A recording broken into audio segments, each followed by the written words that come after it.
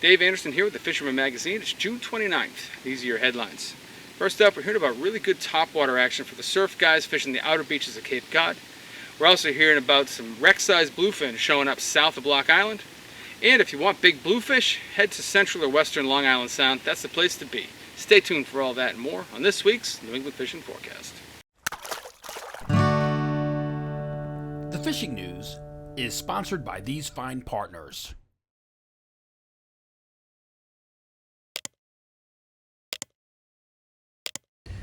Well, what do you think the likelihood is that I could get this lucky?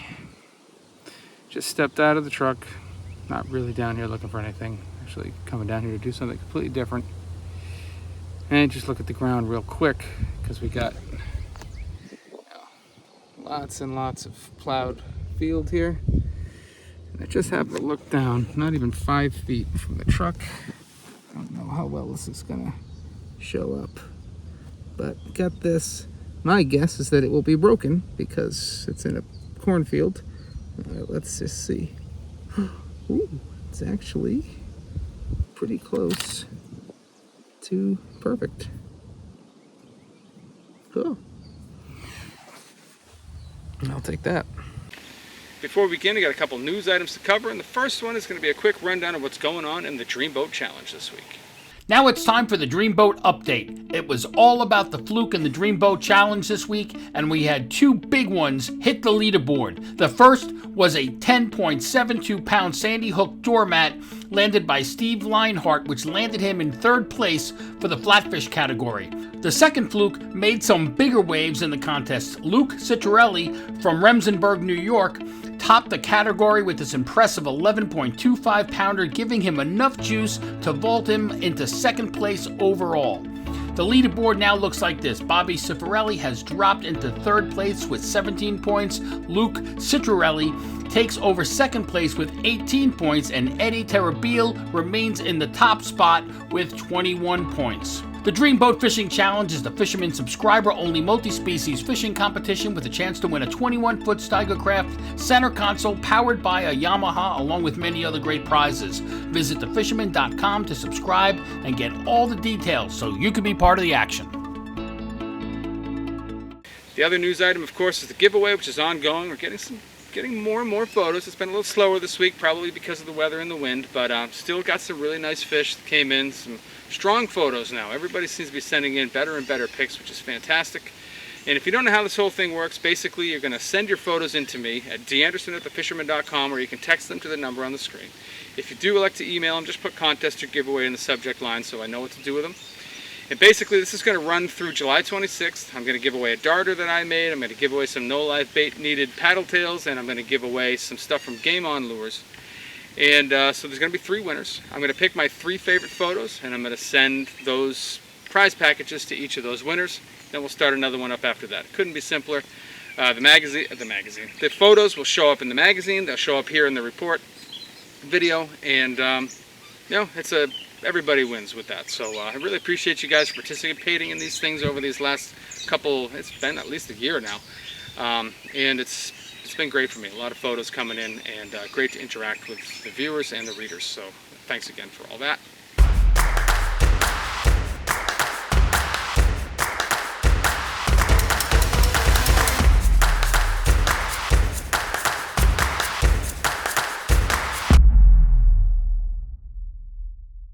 Now we'll start things off in the reports. So we're going to head north of the border to start this off. We're still hearing really good striped bass reports from southern Maine. So basically from like Portsmouth, New Hampshire to Portland, Maine.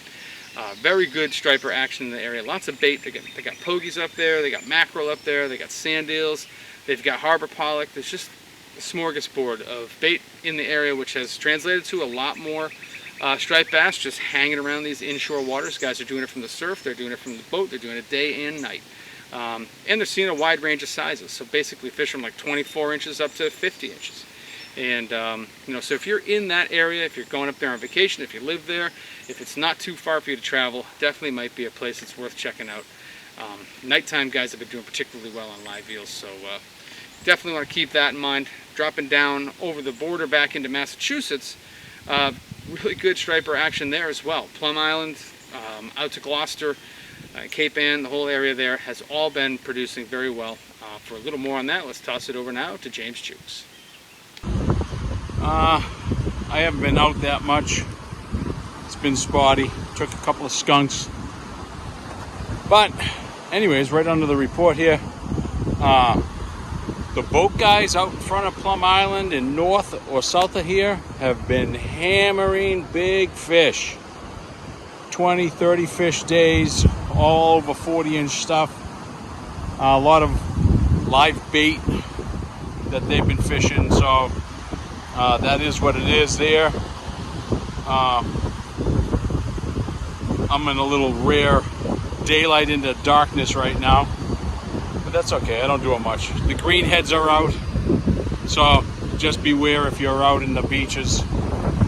They'll be gone the new moon in July, so that'll be over with. As far as the surf guys are concerned, very spotty. Fish seem to have tucked into their summer patterns. Water's nice and warm, so if you can find those deeper areas, you're probably going to be better off finding fish there. Guys up on the jetties have been doing well. And again, that's pretty spotty. You know, guys think they're having a great season with a couple of 30-pound fish, you know, but there's no shorts. We should be seeing tons and tons of shorts, but there's nothing out here. So anywhere from the Gloucester area right up into New Hampshire, plenty of action. You just got to really dig deep for it. It's definitely the grind going on. Like I said, find those deeper pockets. On Plum Island, we have gotten a few bluefish, smaller size. We had one fish up in the river that went 30 inches, which is exciting, especially this time of the year. We usually don't see too many up here. We don't really get much until August up here, so it just tells you that the water is definitely warming up. Some of those bluefish are just migrating with fresh stripers. So I did run into a situation over the weekend. I did have a big pile of silver sides right at my feet. No fish anywhere to be seen. And then I started walking out, and sure enough, I heard this popping. Geez, I gotta tell you, I couldn't figure out what the hell was popping until I got a good look at them. And sure enough, it was squid eating the silver sides. What a sight. It was unbelievable. At least my skunk turned into something fun to watch. You know, just no fish on them, so what are you gonna do? But anyways, Dave, that's it from here. Hope everybody enjoys a long weekend. Get out, have some fun.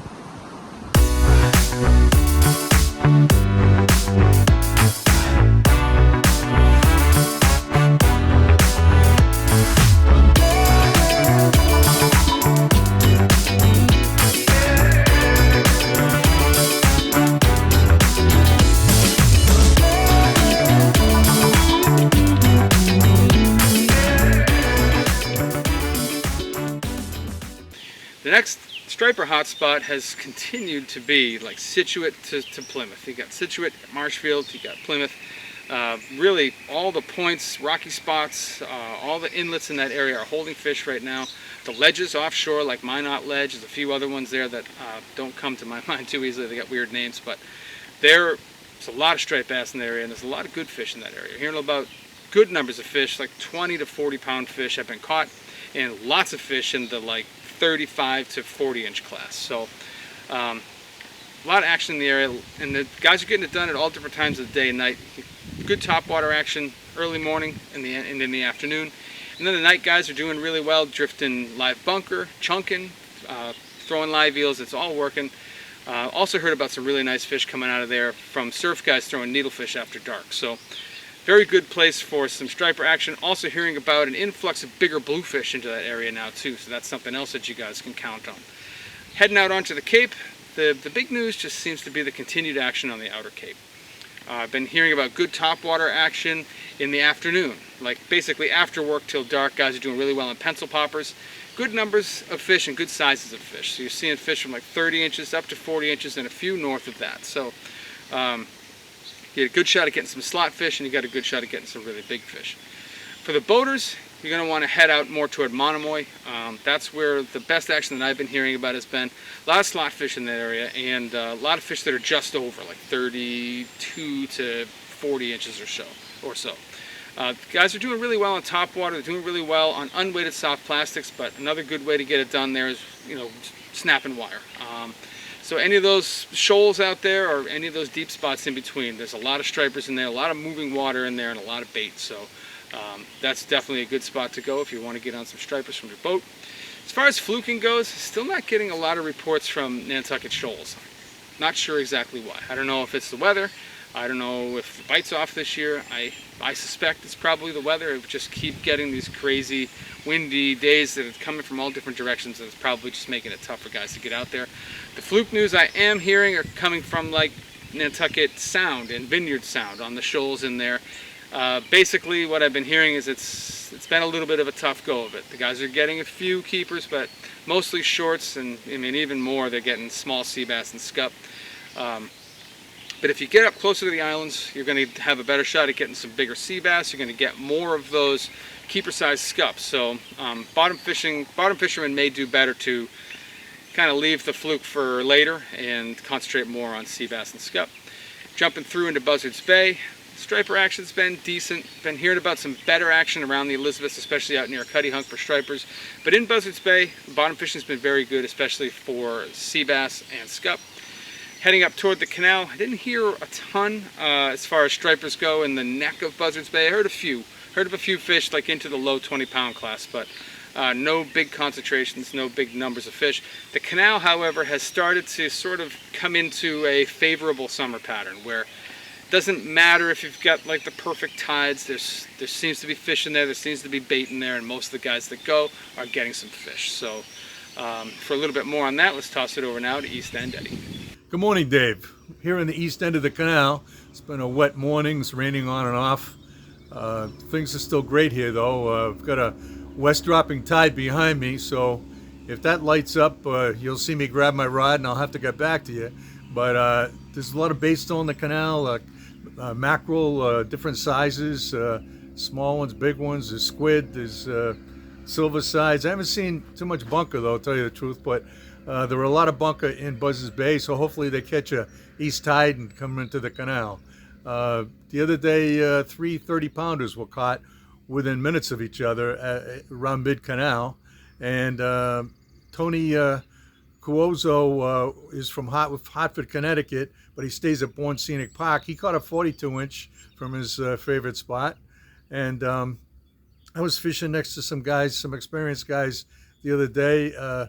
Mashpee Mike Larea caught a 42-inch on a Rainbow Savage.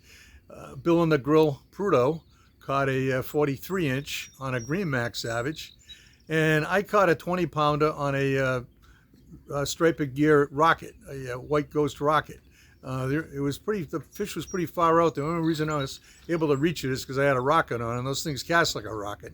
So that was a fun day. And a little bit farther down from us was Dancing Ben Firmino, who caught a 40-pounder that measured out to 45 inches. Nice fat fish. Ben was using a Super Strike needlefish, parrot-colored. And the reason we call him Dancing Ben is because after Dancing Ben descends the riprap stone bank and gets down to the water next to his spot, he does a fish dance. And he claims this fish dance attracts the fish and brings them in close to him. So he caught a 40-pounder. So if Ben keeps catching 40-pounders, you may see a lot of guys dancing on the canal. You might see me doing an Irish jig. Who knows? So congratulations to him. He's a good guy from Sandwich. But the catch of the week goes to 7-year-old Jalen Keegan, who's from Norwalk. She was fishing with her father, Sean. He was an experienced canal rat. And Jalen reeled in what looked like about a 37-inch striped bass. And she did a great job. So congratulations to Jalen. She's now an official certified canal rat. So congratulations, Jalen. And so things are great here, bent rods all around. And so just a public service announcement. The Army Corps of Engineers is closing the Sagamore Recreation Area, which is on the mainland side. They're closing that June 28th to 30th, and to do parking lot repairs on the macadam. So you'll have to park somewhere else during that time. So my tip of the week is I always carry a little bottle of water, like a 6-ounce bottle of water, down to my fishing spot. And when I get down next to the water, I'll put the bottle of water next to a rock behind me. So if you're going to do that, put it on the west side of a rock. That way when the sun comes up, it won't hit the water bottle, and it'll keep the water cooler for a little longer. So until next week, catch a big one. Now let's jump over into Rhode Island, where we're really seeing a strong pattern in 2 places for big striped bass. One spot has been the reefs off of Newport, Brenton Reef being the big one. A lot of big fish coming out of there again this week, and it's getting done in a whole bunch of different ways. Guys are trolling tube and worm, guys are trolling mojos, guys are doing very well on live eels day and night. And when it's been a little snottier out, the top water plugs have been coming out and they've been getting some really nice fish. I've heard a topwater fish up to 40 pounds this week, so that's really exciting. The other place that's really starting to come to life now for big stripers is Block Island. Southwest Ledge is putting out fish day and night. I've seen fish up into the 50-pound class, and some are being caught on eels and some are being caught on big soft plastics. So you can get it done really however you want to. And you know, as we all know from the last 15 years of history, once that ledge starts to plug up with big stripers, they stay there for most of the summer. So that bite is on and it's going to stay on. So that's some exciting stuff. Coming back closer to land here, talking about some more bottom species. The sea bass fishing is really starting to come into its own now. You can do it off Saconnet, you can do it off of Brenton Reef, you can do it off Beavertail, you can hit them down off Point Judith. There are good numbers of sea bass now. We're starting to see more and more keeper-sized fish. You got tons and tons of rocky ledges in that area. You got a good number of reefs and wrecks in there as well. So there's lots of structure to target. You're going to catch lots of scup as well. For a little bit more on what's going on in the eastern half of Rhode Island, let's toss it over now to TJ Kopecky. Thanks, Dave. Hey guys, nice to be back. Got a quick report for you from Mount Hope Bay area, mouth of the Saconnet, up to Fogland Point. A couple things going on. Was able to get out on my boat and do a little fishing on Sunday after the big rains had come, and we did really well. Actually, more towards the Mount Hope Farm area, Church's Cove. Once you found the bait, pretty much it was lights on with some good sea bass up to 20 inches. We had fluke up to 21 inches, a lot of shorts, and tons of scup, sea robins, all kinds of stuff like that. But it was a good outing. We caught a lot of fish within a 4 or 5 hour period. We drifted the whole incoming tide. Once winds pick up, we got up and get out of there. I also talked to Jeff from Bloodline Kayak Adventures, and they're located in Somerset, Massachusetts. He said he had a couple outings this week also. He fished in the Saconnet River up near Fogland Point also. Found lots of big sea bass to 21 inches there also. Had 4 keepers one day, and also fished Mount Hope Bay at the mouth of the Lees River by the power plant, and did well on small bass. So those guys are out there doing well also. Haven't heard much about the Warren and Barrington Rivers. I haven't had a chance to get out there. I know that Barrington Beach, there's still lots of small bluefish out front. Talked to a couple of my buddies, the surf casters there, and they're doing well, actually better in the morning than they are in the afternoon, which is probably just because of the way the tides are right now. So if you have a chance to get out in any of those places, that's where you're going to do well. I also know that the scup fishing has been unbelievable underneath the Mount Hope Bridge. Guys are doing really well just with clam tongue and squid. So if you have a shore opportunity and you want to do some casting there, you don't have to go far to get into 20 feet of water for casting. Water drops off really quick down by the Roger Williams College area. So that's what we got for the Mount Hope Bay area, and we'll talk to you next week. Tight lines. Heading out from Point Judith, kind of heading out toward Block Island now. I know we already talked about the striped bass fishing, but the fluking has been better than it was, but nowhere near as good as it could be historically. You're seeing some fish outside the center wall. You're seeing some fish along the beaches in South County. Probably your best bet is going to be to fish Block right now. But for a little bit more on the bottom fishing at Block and some of the fluke fishing closer to Point Judith, let's toss it over now to Captain John Lee from JL Charters. I had a busy week. I got out quite a bit. 2 good fluke trips, which is promising. Had close to a boat limit one trip and a little off on the other. Fish are in 35 to 45 feet. The sea bass had been the one area where I'm just not finding the big fish, finding lots of mediums. I looked at the logs from the past few years. The fish should be where they should be. They're not, so I'm still waiting on the jumbos to show up. Bass bite has been good with some lulls. I will get up with you next week. Have a good one. Now, as I mentioned, the fluke has been picking up along the South County beaches. Still, it still hasn't been what it might have been, say, in like 2012, but it's the best it's been this year. So we have seen more squid showing up in that area. We've seen more sand eels showing up in that area, and that's translated to some better fluke fishing.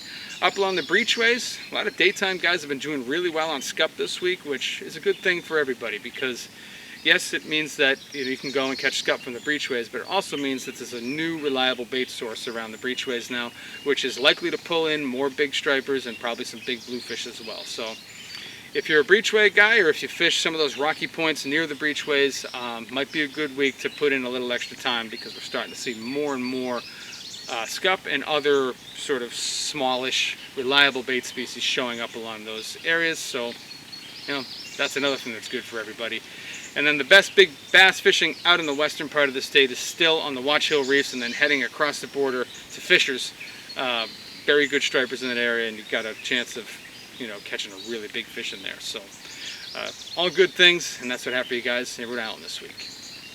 Jumping over into Connecticut, the race is now starting to become consistent. Starting to hear about fish coming out of there most of the time. Hasn't been a lot of really big fish. There's been a lot of slot-sized fish, a lot of fish just outside the slot too, probably even more of those. More fish from like 24 to 27 and then 33 to 36 inches, but the bite's been good, action's been good. Guys are doing a diamond jigging. You've seen some top water action here and there, and guys are doing it with live bait as well. Heading back up closer to shore. Actually, before we leave that, let's just go behind Fishers and talk about the fluke fishing, which has been, just like South County, better than it has been this year, but not as good as it can be historically. But right now it's probably, this last week to 10 days has probably been the best that we've seen. So, might be worth putting in a couple drifts out there. The one thing that I will say, probably better off to focus on those prime pieces of structure rather than just making long, sort of protracted drifts and hoping to drift over a fish. Hit those spots that are most likely to hold fish, and you're probably going to do better. Heading up closer to shore now. Outside the Connecticut River, we've seen a lot of big stripers and a lot of big bluefish. And the action has been good for surf guys and boat guys, especially the boat guys though. Live bunker has been doing a lot of damage in that area. For a little more on that, let's toss it over now to Captain Mike Roy from Real Cash Charters. Hey guys, for this week's fishing report, some big stripers around. Live bait is definitely producing really well. We're gonna get this fish back in the water in a second. What I recommend this week as temperatures rise, try to find some cooler water. I would expect the fishing should continue to be pretty good in the locations they've been, but I would expect them to start to transition into their summer residential holding areas. We should see that start to happen over the next week or two as water temperatures start to rise. Bluefish are still thick. There's a lot of big gator bluefish around.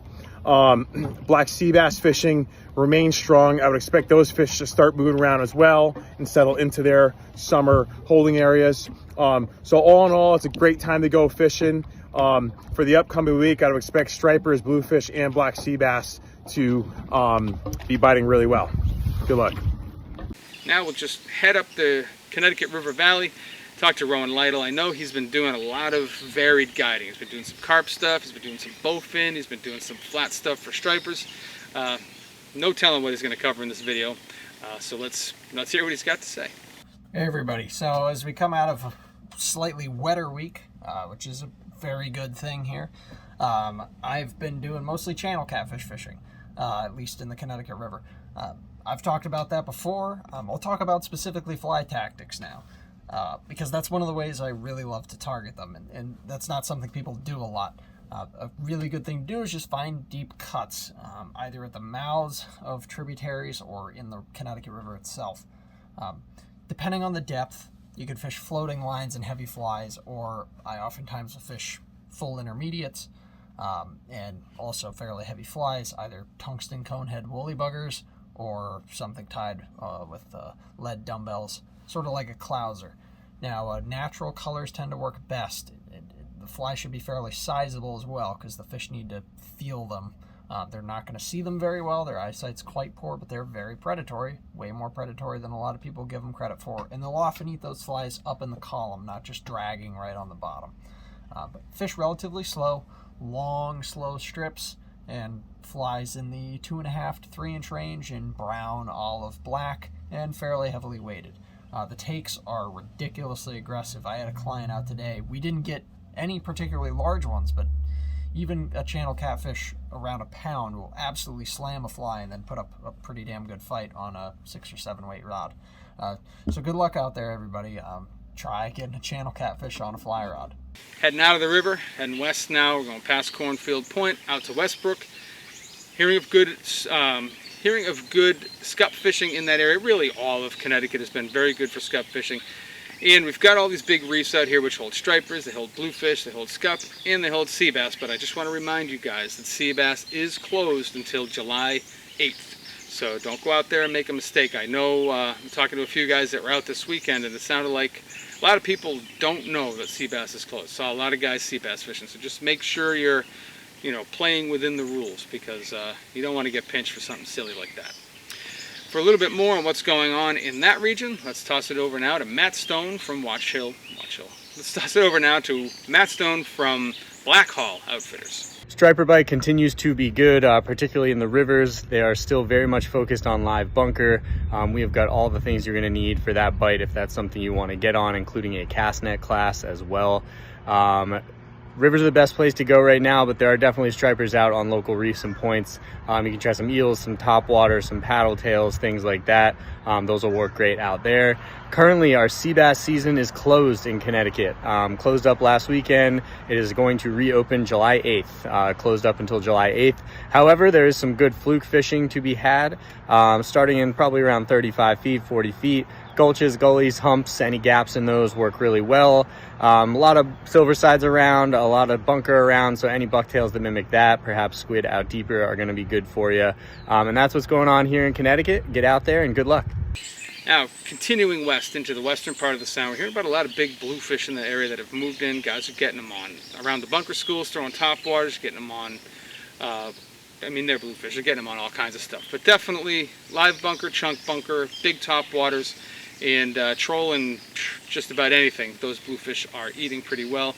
The night guys are getting some really big bass. They're fishing that 50 line. I think we talked about this last week, but that 50 line off New Haven, off Milford, it just seems to be a highway that these big fish that were out in the Western Sound for all, the whole spring are now moving out of there, and they seem to travel that 50 line to go out there and chunk bunker, and there's no telling what size fish you could catch. A lot of big fish come out of there every year, so that's something you can definitely hang your hat on, something you can go and do and catch some fish. And now heading out west, things are still looking really good out west. We've got fish inshore. I know the surf guys have had some fish up to 30 pounds in that area on plugs and eels. I know the boat guys have been getting some even bigger fish, and there's been some good fluke on the New York side, and they're starting to travel into Connecticut waters now. So for a little more on all that, and probably a little bit more, let's toss it over now to Max Finch from Fisherman's World. The striped bass fishing still remains red hot in our area. A lot of the fish have moved inshore. We've seen some really nice fish up Norwalk River, the Saugatuck River, the mouth of the Housatonic, up to the bridges, and shallow around the island and in our back bays. All the bunker flooded inshore and it brought a lot of quality fish in. We've seen fish from, Underslot all the way to over 30 pounds coming from 6 feet or water or less on the high tides way back up in. I was out yesterday, we were fishing a shallow water reef with live bait, and we had tons of quality fish, a lot of fish from that 15 to 30 pound class. There's still some fish out in our deeper water reefs like 11B and 28C. They're starting to get into that summer mode, so live bait and bunker chunks work really well, and then trolling during the day is going to be your best bet in some deep water to try to finding a big fish. Guys chunking at night are still reporting a really solid bite around the islands. To our west, there's still some bass being caught, and I've seen some big fish this past week, so that means we have another wave coming through. And we still heard some weak fish around in our harbors and the mouth of our rivers. The porgies are flooding all along our beaches. They're getting bigger and bigger, and they're starting to dominate all our shallow water and deep water reefs. So guys on the boat, remember clam chum, high-low rigs, clams, sandworms, squid, you name it. And you can find sea bass in the same spots if you're fishing the deeper water reefs. And they'll take jigs, a bunch of different variety of baits, spro, bucktails, gulp. Blue fishing still remains hot. There's blues in our harbors now at night chasing the bunker schools. We've seen them to like 14 pounds all the way upriver harassing bunker schools, and then shallow water around the islands. During the daytime on hot days, if it's flat, you can find them finning out in the middle. That's always a blast. Or trolling wire with like deep divers, umbrella rigs, and swimming shads, you name it. Thanks and good luck. That's what I have for you guys in the reports this week. Hopefully you're going to find them inspiring. The fishing has been really good. I know we've had some kind of snotty winds over the last few days, and it's weeded some places up and made some water dirty, but get out there, find yourself some clean water and take some pictures. Send them in to me. You never know, you may win this thing. And if you're not a subscriber to The Fisherman, you're just watching the video, I highly recommend you head over to our website. That's thefisherman.com. We cover everything from Delaware all the way up to Maine, and every fishery you can think of in there, whether it's offshore, inshore, kayak, surf, paddleboard, freshwater, travel, it's all covered. We got reports that cover that entire area. It's the best $30 you can spend in fishing. You're going to win with that $30. You're going to get 12 paper issues sent to your mailbox, and you're going to get 26 digital editions sent to your email box during the fishing season. So that's the beginning of April till mid-November. We put one out every week. But if you head to the website and you're still not convinced, at the very least, give us a like and subscribe here on YouTube and hit that little bell thing down there so you get a notification every time we post something new. I appreciate you guys for watching, and we'll see you next week.